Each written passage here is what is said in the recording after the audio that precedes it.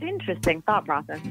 That's a great question. Oh, that's really hard. Oh my God, I didn't realize this was going to be like this. Wow, that's a good question. Another good but difficult question. Welcome to Casual Conversations with your host, Mike Oppenheim. Hi, this is Mike Oppenheim, and today you're listening to a very different podcast. It's kind of a new project. It might be a one-off. It might be the beginning of something long and beautiful.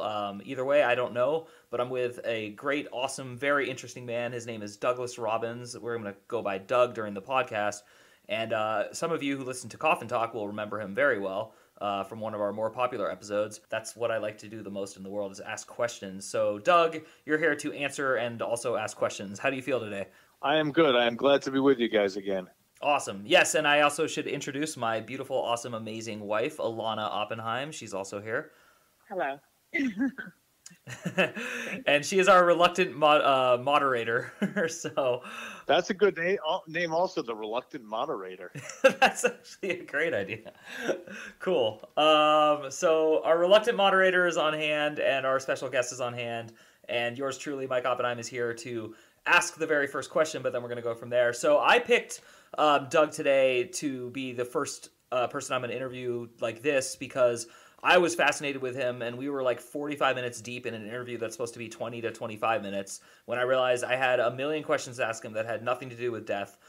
And so I asked you to come back on this forum specifically today to just talk about careers, but specifically as a writer and with the aspect of rejection. So I'm going to explain what I briefly texted you to our audience, which is just namely that when you become a writer in any culture right now, you are told to expect rejection, to embrace rejection, and it's almost like a badge of honor that you're supposed to be rejected for years and years and years and somehow escape all sorts of emotional bitterness. People love to toss around the somewhat apocryphal story of J.K. Rowling, the writer of Harry Potter, who was, rejected hundreds and hundreds of times.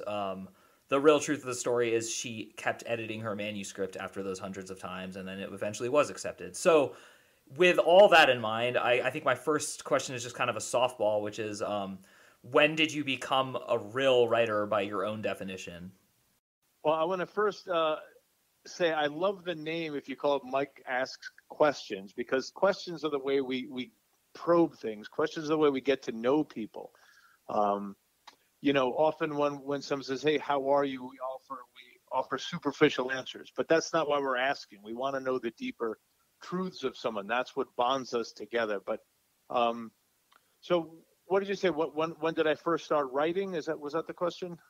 No, more specifically, like when was the first time you had the quote unquote audacity to call yourself a writer? To say like, I am a writer to someone.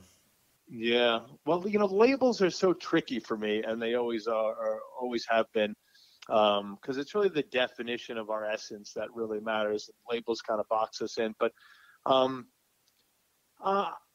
it's always like, am I an author? Which sounds, more regal.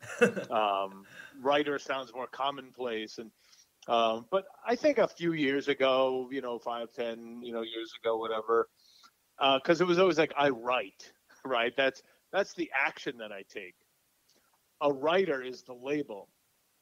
So it probably took me a while to wrestle with that. And that's probably because of self-confidence and self-image. The audacity to call yourself a writer or an author. But yeah, probably 5, 10 years I made peace with that. Cool. And do you often or do you rarely talk to young aspiring writers?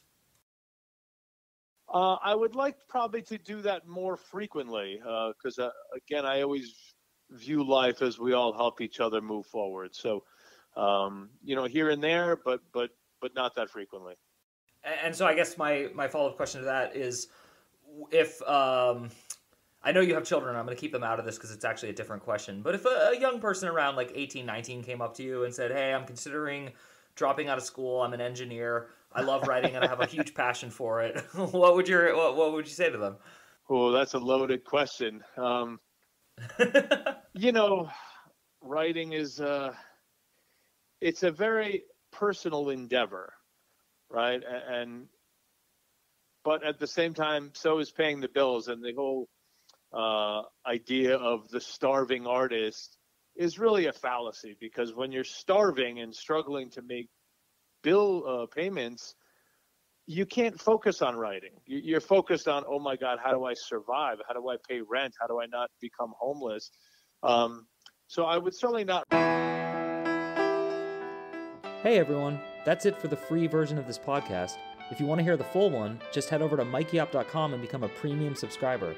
That's MIKEYOPP.com. Thanks for listening.